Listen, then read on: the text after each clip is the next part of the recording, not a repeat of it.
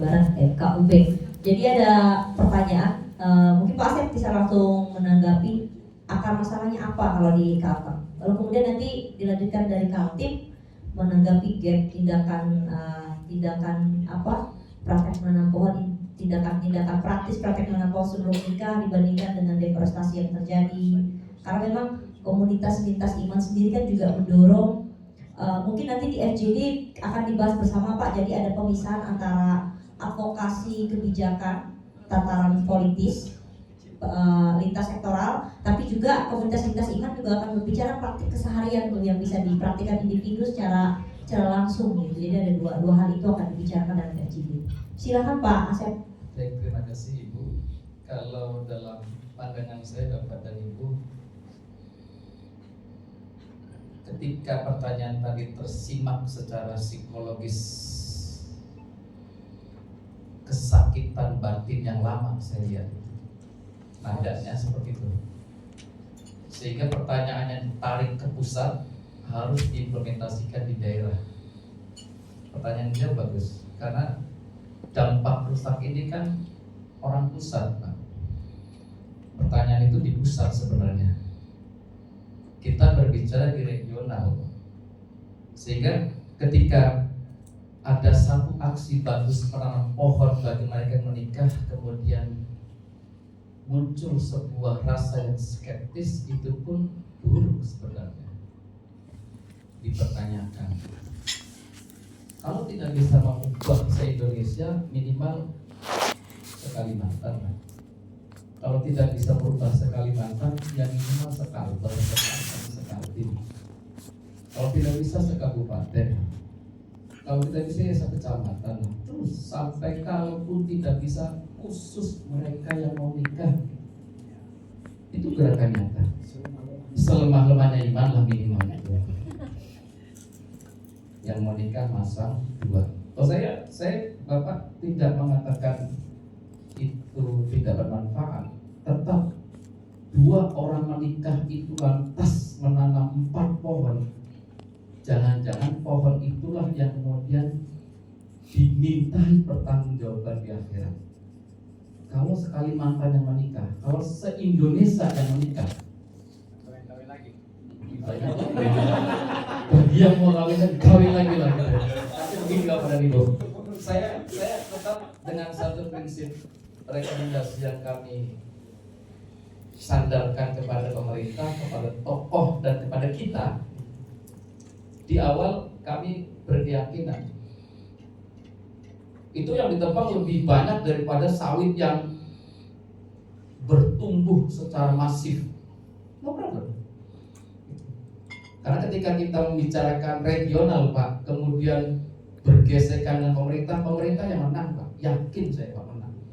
Lantas ketika kemenangan itu dibiarkan tanpa berterima kasih kepada dua makhluk yang menikah dengan 4 pohon yang dianjurkan, saya tetap memberikan satu apresiasi yang tinggi dengan kalau ayah menikahi itu 4 pohon yang tumbuh itu sambil kita ke depan memberikan semacam rekomendasi kuat. Kalau memerintahkan kepada pemerintah, nanam pohon tetap wajib. Persoalannya sekarang ini kan kita cuma bilang gerakan ini mau masif atau tidak gitu. Melaksanakan pembangunan yang ramah tanpa membuat habis hutan. Mau masif atau enggak gitu. Kalau saya pikir ya tetap optimis gitu. Di Katolik optimis gitu. Cuma persoalannya satu, ya kan? Mau enggak semuanya mengkampanyekan itu? Cuma kita Katolik juga percuma juga. Nah itu tadi. Apa tadi saya bilang? Kalau hanya Katolik yang melakukan ini percuma juga. Makanya semua agama punya satu perspektif yang sama. Bahwa alam ini harus dipelihara oleh manusia, apapun keyakinannya. Ya kan? Actus humanus.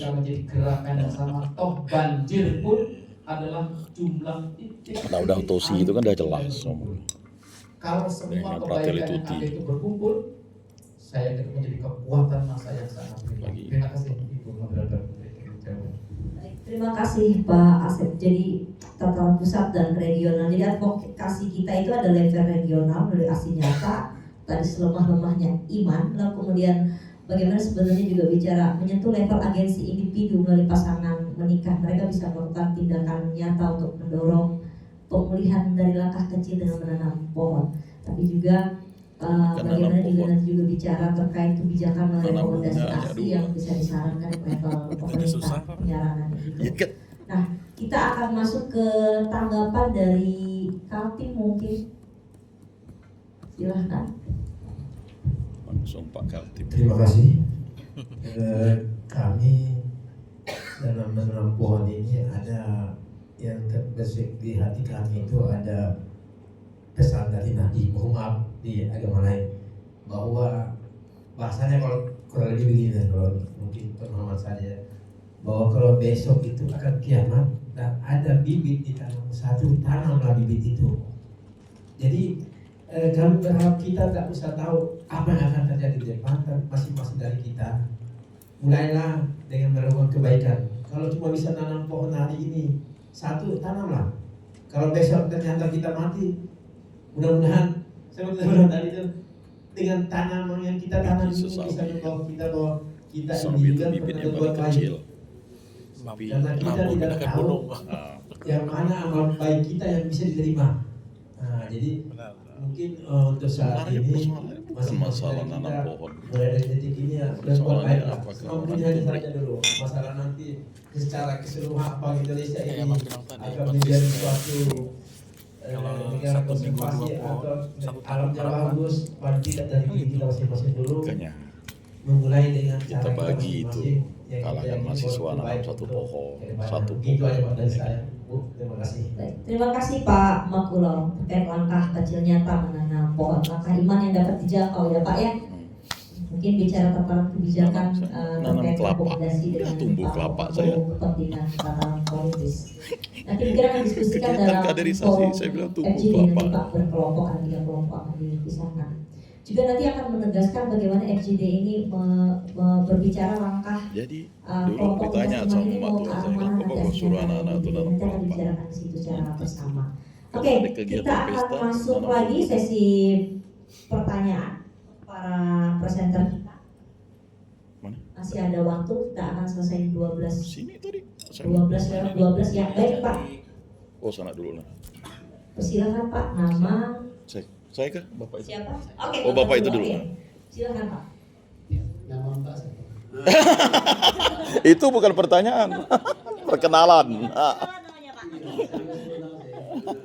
Tua Abed, ya ada maaf. Itu perkenalan. Baik, bismillahirrahmanirrahim. Karena suaranya bagus, Assalamualaikum warahmatullahi wabarakatuh. Selamat siang Bapak Ibu. Kalau ngomongnya agak cepat tolong direvisi. Jauh. Saya begini, saya berpandangan bahwa Kelapa ini dan proposal paling yang muda. saya anggap luar biasa. Boleh kita aplaus untuk kawan-kawan WWF. Yang saya maksud Kelapa itu proposal paling begini. cepat. Kalau kita bicara WWF kan kecenderungannya hanya bicara lintas sektoral saja, atau sektor WWF saja. Kemudian di 2025 ini ada sebuah gerakan dengan melibatkan lintas agama. Itu saya anggap sudah sangat luar biasa. Kenapa lintas agama ini perlu? Ini pandangan saya pribadi ya. Saya mensupport karena begini, di ormas agama itu dia punya masa. Masa itulah yang kita perlu menggerakkan untuk sama-sama bergerak Untuk nanam pohon. untuk melestarikan alam. Apa yang diceritakan oleh Pak Pendeta tadi yang di Kapas dulu itu salah satu bentuk Bagus. kontribusi nyata Nanam puri. umat beragama tanpa Nanam ada kelapa. gerakan disuruh apapun dia sudah mulai bergerak dengan sendirinya karena kecintaan terhadap alam. Nanam Nah, bakal. pertemuan Udah yang selesai. hari ini, saya rasa ini adalah momen bagi kita bersama-sama. Ayo Di semua mana waktu umat itu yang kegiatan beragama anak tuh bergerak. bagus nih. Nanti bagaimana Nanam diskusi. pohon di mana Saya gitu. tidak bertanya, saya hanya Jadi memberikan dalam diskusi. sesi-sesi pengkaderan Diskusi atau dan apa. silakan dia berkembang. Karena setiap wilayah itu saya lihat insya Allah potensi itu masing-masing. Ormas mana yang paling kuat itu masing-masing.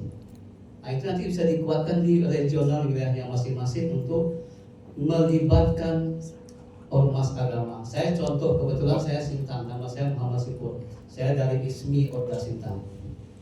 Sintang itu kalau kita bicara ormas, sepertinya yang paling kuat itu DMI, Dewan Masjid Indonesia.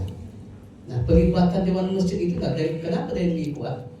Karena dia punya masa, masjid punya masa, punya umat Masjid dalam konteks itu ya. pokok di gereja. Andaikan tadi yang disampaikan contohnya khutbah menyinggung sedikit bagaimana pentingnya lingkungan dihubungkan dengan minta maaf ayat Al-Quran dengan hadis sehingga itu menumbuhkan kecintaan terhadap lingkungan. Salah satunya mungkin itulah nanti yang coba kita rumuskan supaya itu nanti bisa menyatukan program-program yang diterapkan di WWF bekerjasama dengan lintas agama yang ada.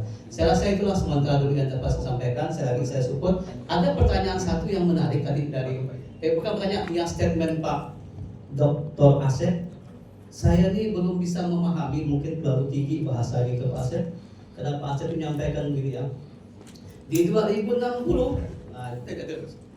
di 2060 itu jangan-jangan nanti jadi rebutan tuh air.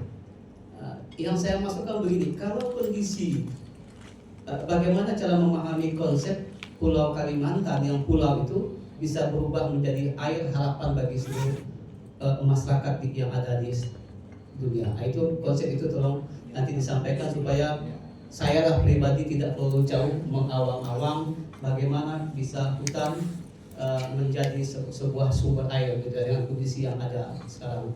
Dan cuman Pak Asep tadi juga tidak berani menyinggung tuh, ada kebijakan baru Pak Asep 20 juta kawasan hutan yang akan dijadikan sebagai sumber cadangan pangan, energi dan air. Hal itu tadi pasti Pak Asep. Terima kasih Pak Albert dari Albert.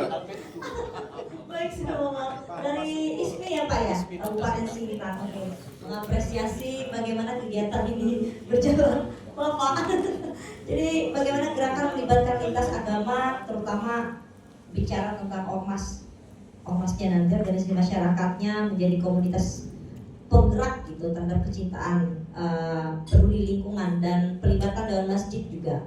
Bagaimana nilai-nilai agama menjadi dasar gerakan peduli lingkungan intinya. Nah, pertanyaan lagi untuk Pak Dr. Asep, mungkin bisa karena akademisi perspektif terkait dengan prediksi ke depan gitu di 2060 nih Pak. Itu Itu bisa dijelaskan air. ketika menyinggung fikih air ya tadi. Iya, silakan Pak.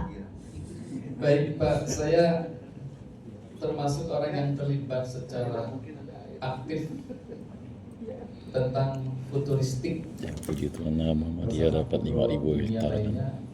Saya terlibat. Nah kan begitu.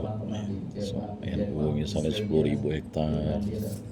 KWI dikasih yang US. Yang mana yang baru yang izin. bukan yang dikasih konservasi Kenapa air alam. itu menjadi sebuah Tapi kita nggak terima. tema di 2060. Katolik kan nerima. Kalau tidak mau Ini disebut prediksi, perspektifnya aku begini. Ngapa KWI kita tak terima? KWI merasa semuanya itu harus diselamatkan. Cuman lupa kita di Indonesia ini kan jumlahnya 3%. Ke depan Tapi kita tak tahu. dalam Islam bahkan, kenapa diajarkan berenang, berkuda dan memanah? Bapak kalau lihat beberapa film-film futuristik, seorang tua yang kemudian terlantar diserbu oleh pasukan perang begal, ketika dia menembak dia bilang, "This is the last of the war." Ini perang dunia terakhir. Kamu tidak akan bisa menembakkan senjatamu karena misiu sudah tidak ada. Maka senjata keras dari tangan, panah yang digenggam, dan renang.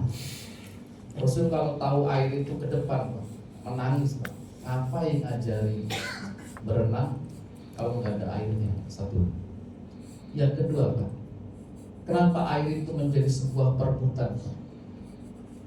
Bapak kalau main ke Arab Saudi, harga pertalit itu 1 liter, Pak, setara dengan 1/4 botol.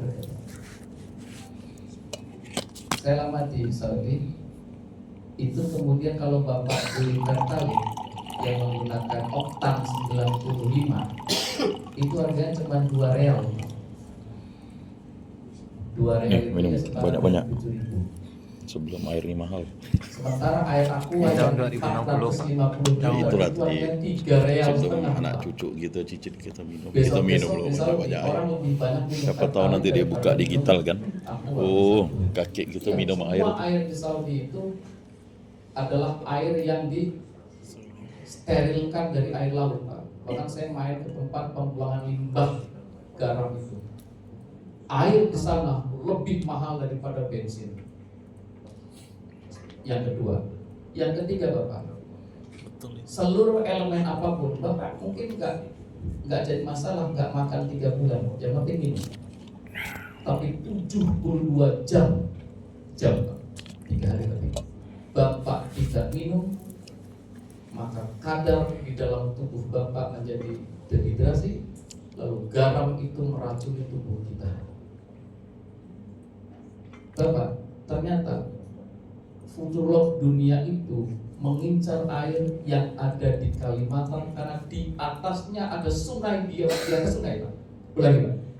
Ada sungai di atas sungai yang disebut dedaunan. Kita selama ini terlalu banyak belajar kalau terjadinya hujan itu karena air laut yang kena panas lalu menguap. Padahal ada lautan yang lebih luas dari lautan, yaitu pepohonan yang setiap helainya. Bahkan kalau tiap helai itu yang menghasilkan oksigen, bersumber kita Pak, oksigen hari ini gratis. Ketika dedaunan itu tidak ada, 2 yang ada. Pertama adalah O2, oksigen.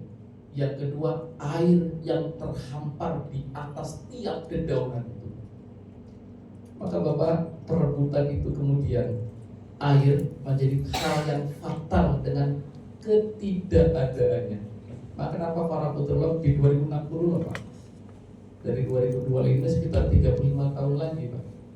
Kalau Indonesia emas kemudian tidak punya air, kita lebih senang Indonesia air Pak daripada Indonesia emas. Indonesia. Ya. Ya, Pak.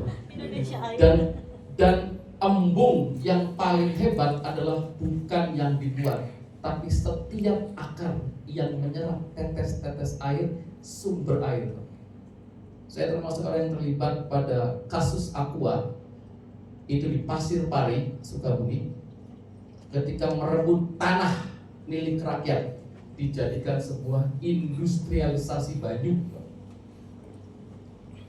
Bapak, bisnis air di Kalimantan Tengah itu bagus Pak, yang disebut air tangkiling kami menyebutnya Pak. 1 galon 6.000. Bayangkan, undang-undang yang mengatakan tidak boleh menjual tanah dan air, masif orang menjual air. Walaupun tanahnya saya tahu dijual di Saudi itu Pak, untuk menanam pohon di seluruh padang Arafah. Minum air hujan nggak? Pohon Soekarno 150.000 batang. Kok saya kan kata Saya tahu, anak minum air karena hujan saya tahu, dari Pak. dari bayi. Saya tahu karena saya terlibat. Air hujan. Ada pohon namanya Soekarno, persis Air- pucuk merah air daunnya. hujan. Sumur Jadi Bapak tentang Nggak air bagus. tadi, Muhammadiyah punya Mas itu ya. Saya baru minum air yang Air itu air aslinya pegunungan tuh ketika tidak tinggal di boleh Bengkayang. dijual beli. Saya produk air hujan. Faktanya sekarang, Cleo menjadi air yang mahal ketika menjadi Menurut aku kapitalisasi. air sumur nggak bisa ya. Tidak bisa. Aqua Asam. sekarang 46.000 Pak di Kalimantan per galon. Cleo 26.000. Air lokal 6.000. Padahal sama-sama air Pak. Itu bukti futurolog. Air menjadi perebutan bisnis Air hujan. yang luar biasa. Terakhir Pak, Gratis. lautnya sama, Gaza dengan Israel, tapi yang diminum ternyata hasilnya beda. Ribuan anak terjadi disentri gara-gara air yang buruk. Kami bersama orang-orang Muhammadiyah lainnya Pak, mengirim bantuan hanya untuk membeli alat filter air laut Pak. Karena orang Gaza gak makan 5 bulan gak apa-apa Pak, tapi gak minum 3 hari mati itu masalah. Kira-kira itu pandangan futuristik yang kemudian harus mengawak, namanya juga futuristik Pak. Saya seorang futurolog, semakin kita mengawang-awang semakin dicap saya sebagai seorang futurolog. Dapat materi CU yang air tuh. tahun 2075. Terima kasih Pak Asep. Maksud saya itu begini, biar tidak terlalu jauh, yang saya bisa pahami dari yang disampaikan Pak Asep ini kan, sebenarnya saya itu mau nanya begini, gimana sih konsepnya kalau hutan ini adalah sebagai sumber cadangan air? Nah kan begitu. Kemudian begini, kalau tadi Pak Asep ingin menyampaikan bahwa sungai di atas daun itu juga sungai, itu pasti ada proses namanya transpirasi ya Pak Asep ya, kalau nggak salah ya. Karena kan terbentuknya uap air ini kan bisa dari laut, pasti kan bisa juga dari tumbuhan hijau daunnya, karena dua-duanya.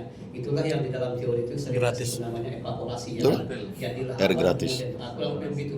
Maksud saya itu Sebelum 2060. resapan air itulah yang sebenarnya menjadi, kan air ini meresap diambil akar, kemudian itu dikonsumsi oleh pohon, kemudian berubah kembali, dan siklus itu yang tidak boleh hilang. Nah, dalam konteks itu bayangan saya ada kalau lahannya gundul, selesai lah ya. Lahan gundul. Nah itulah, minta maaf saya sependapat juga, meskipun itu gerakannya kecil, nanam misalnya kan wajib Pak. Apalagi tadi ada yang mewajibkan nanam, Bapak yang di mana ya? Sebelum nikah. Yang di RT bukan nikah, yang RT itu di tanam apa ya Pak? Pak Asep lah. Pak dan Mahoni kan gerakan nanam di Pak Asep. Pak Asep. Itu juga saya anggap luar biasa. Terima kasih Pak Asep. Terima kasih, selamat. Oke. Baik, terima Sampai kasih. sekarang program itu jalan, Oke. Pak. Tadi nyambung sedikit, sorry Pak Yan. Oh ya, Mau bisa nyambung langsung, sedikit aja Pak. biar nggak putus. Oke. Saya mau nambah informasi aja. Terima kasih Albert WWF Indonesia. Menarik ya dalam konteks yang ketahanan air itu, dalam konteks misalnya tadi 2060 air udah tidak ada dan semua orang memperebutkan. Dan kalau kita nonton film itu semua terjadi kan, bagaimana perebutan air terjadi. Baru-baru ada satu film Korea Selatan yang bercerita itu sangat menarik. Saya mau katakan begini, sangat ya, sinema, Rakor itu. Saya itu sebenarnya mau hubungkan itu antara yang 20 juta hektar itu, kemudian di sebelah sisi ini kan ngomong tentang deforestasi, ngomong tentang bagaimana hutan dihabisin gitu untuk kepentingan food and energy kan. Sebelah sini sekarang sebenarnya pemerintah saat ini sedang mendorong ada satu kebijakan yang dulu pernah kita angkat ya, yaitu kebijakan yang disebut dengan Jantung Kalimantan, program Heart of Borneo. 2007 yang lalu itu launching. Sampai dengan 2017 proyek Heart Borneo itu jalan di semua provinsi di Indonesia, di Kalimantan gitu. Ada 4 lah paling tidak kan. Nah, setelah 2017 kemudian vakum, dan baru-baru ini Desember ini Bapeda Kalbar mengundang WWF untuk bercerita lagi tentang sejarah HOB. Dan ternyata juga tidak hanya di Kalbar, di Kalteng kemarin dosennya juga bercerita, Kalteng juga, kemudian Kaltim Kaltara juga gitu. Kemudian itu 12 Desember yang lalu. 14 Desember yang kemudian semua provinsi Bapedanya diundang oleh Bappenas di Jakarta untuk menghubungkan semua provinsi dan mendengarkan program yang terhubung di dalam program setiap provinsi dengan Bapeda dan disampaikan ke Bappenas. Nah, yang saya mau katakan dalam konteks air itu adalah HOB, Heart of Borneo itu adalah kawasan yang memiliki 10 menara air. Nah, ini sudah diceritakan di dalam trilateral meeting. Setiap tahun itu ada TA, namanya trilateral meeting gitu ya, di 3 negara, Indonesia, Malaysia, dan Brunei. Dan ini kalau misalnya diangkat kembali dalam konteks agama dan konservasi dan Kalimantan serta HOB dan kebijakan pemerintah seperti yang disinggung Pak yang pertama tadi Pak Sep. bukan yang dari Pak Zulkifli. Menurut saya ini adalah satu kesempatan yang baik. Bagaimana kebijakan 20 hektar itu coba kita berikan solusi. Kebijakan pemerintah yang baru mengangkat atau menghidupkan kembali HOB, Bapeda di seluruh provinsi yang ada di Kalimantan, usulan program, dan kemudian muncullah solusi gitu ya. Dan kemudian kita yang terlibat di sini menjadi aktor yang aktor yang ikut mengambil bagian gitu dalam konteks solusi itu. Saya pikir ini sesuatu yang sangat nyambung ya dan sekrup gitu ya. Murid dan baut ketemu lah gitu. Dari saya itu terima kasih ya.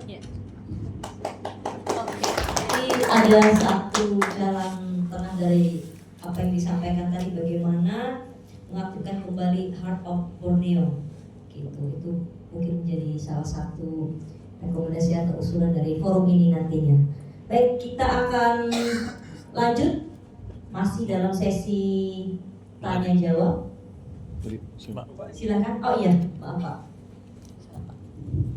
Terima kasih, saya Pak Yakobus Julianelis, penyuluh agama Katolik. Saya apresiasi dengan WWF Indonesia yang mengadakan ini, dan memang betul solusi apapun yang kita cari ini memang imanlah yang bisa membuat kita selamat sebenarnya. Mau kemana pun, mau sehebat apapun, mau nanam pohon banyak-banyak pun, kalau misalnya iman itu rusak, ya rusaklah semuanya itu. Ya, apalagi tokoh iman kami, Paus Fransiskus kan udah mengatakan ada dokumen Laudato Si ya, kalau misalnya dibaca silakan. Dan juga ada Fratelli Tutti. Artinya kita beriman lalu tidak berkemanusiaan itu sama seperti ya orang yang tidak akan mampu merawat alam semesta ini. Toh di Kalimantan ini kan ada 6 agama.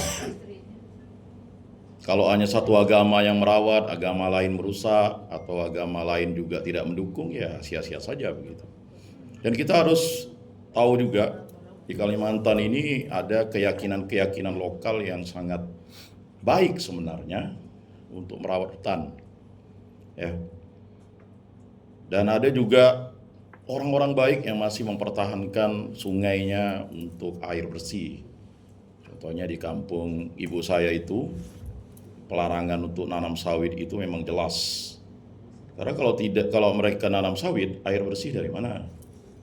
Nah, kalau ini tidak dilindungi oleh pemerintah dan didukung oleh WWF, ya 5 tahun akan datang mereka akan tetaplah karena kebutuhan ekonomi mereka akan membuka pertanian, ya.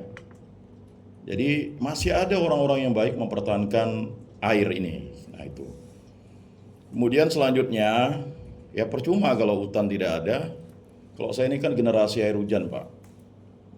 Saya di Pontianak ini mana saya minum air dari sungai, minum dari tetesan air yang jatuh dari seng, makanya badan saya banyak seng ya. Ya dari lahir saya baru merasa mewah itu ketika saya tinggal di Kabupaten Bengkayang, yang sekarang airnya tercemar. Waktu itu peneliti dari Belanda katakan air ini terbersih di dunia, bisa langsung minum dari keran. Sekarang udah tercemar, terkontaminasi limbah merkuri.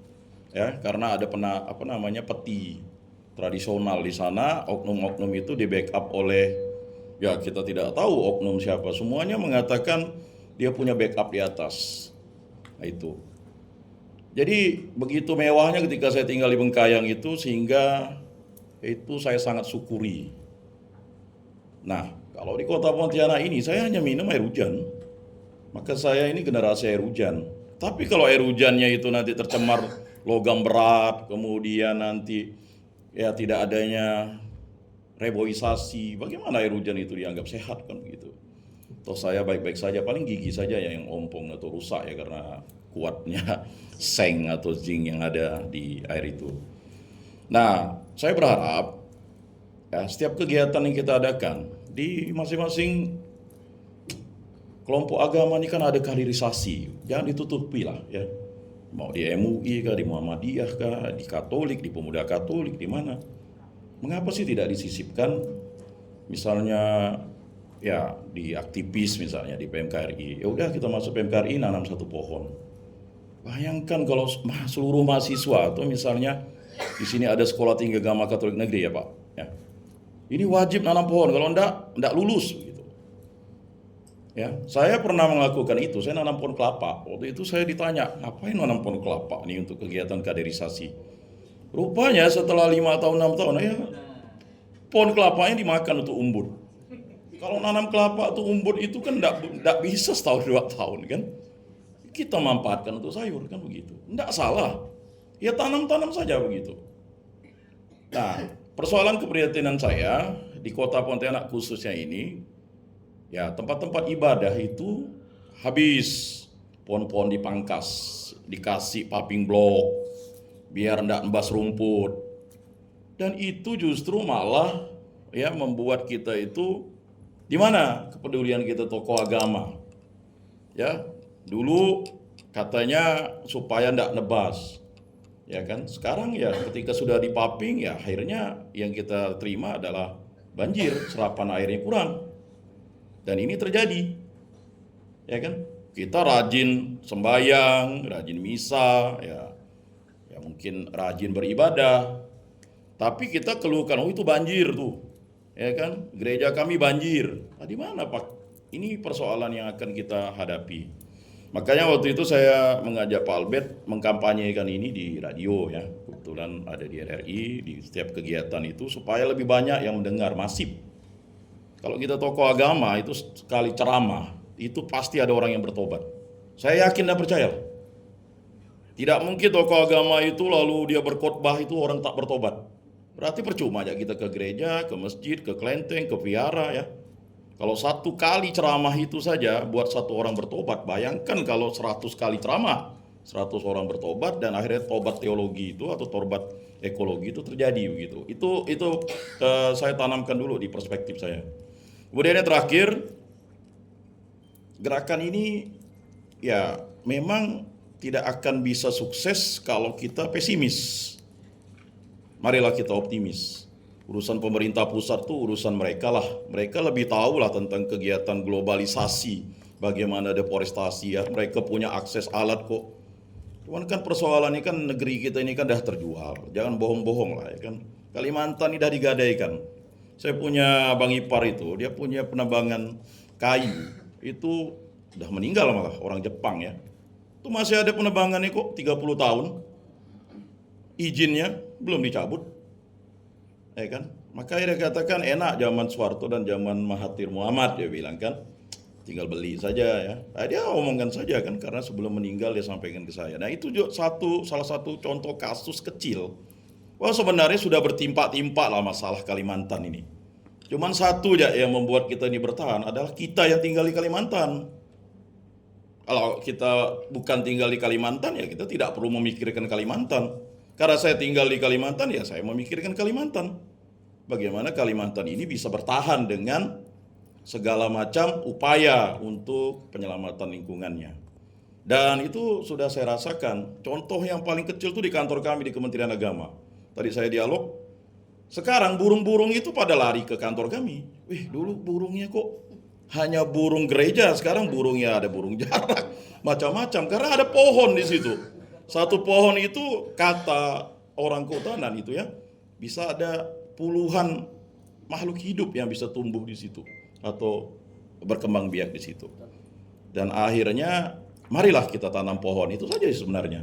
Masalah sampah plastik itu urusan sudah mulai berkurang ya. Sekarang kita sudah kampanye, tapi tanam pohon ini memang ya di rumah kalau tidak bisa pakai pot sajalah.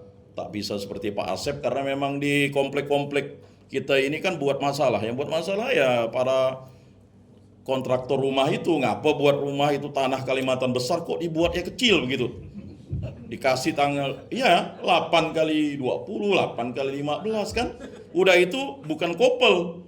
Padahal kalau kita tahu dulu ada batas tanah itu kan 1 meter itu dari parit itu 30 cm, bawahnya setengah meter, lalu sebelah sana. Ini kan enggak. Semua dipepet-pepet kan akhirnya bagaimana mau nanam itu? Ya kan harusnya yang 1 meter itulah untuk nanam-nanam pohon. Nah mungkin itu kita juga kasih rekomendasi kepada ya segala orang-orang yang berkontribusi buat pemukiman itu. Wajib nanam pohon. Ya kan? Bukan wajib dipaping atau wajib dipepet-pepet kan rumah ini.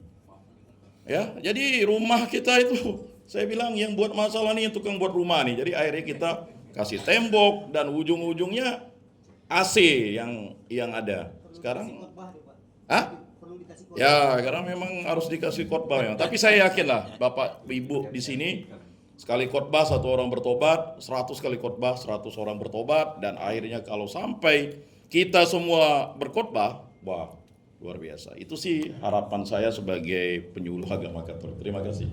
Terima kasih Pak. Tobat ekologi Pak ya. Ya. Penting punya perspektif dan gerakan harus optimis terkait dengan praktek agensi individu, komunitas lintas agama dan sebenarnya dengan perumusan kebijakan juga saling berkaitan. Hal ini juga nanti akan dibahas dalam sesi FGD terkait dengan posisi forum ini merumuskan rekomendasi yang dijangkau komunitas lintas iman. Seperti itu. Oke, kita akan lanjut lagi. Silakan. Masih ada sesi untuk tanya jawab. Apakah masih ada?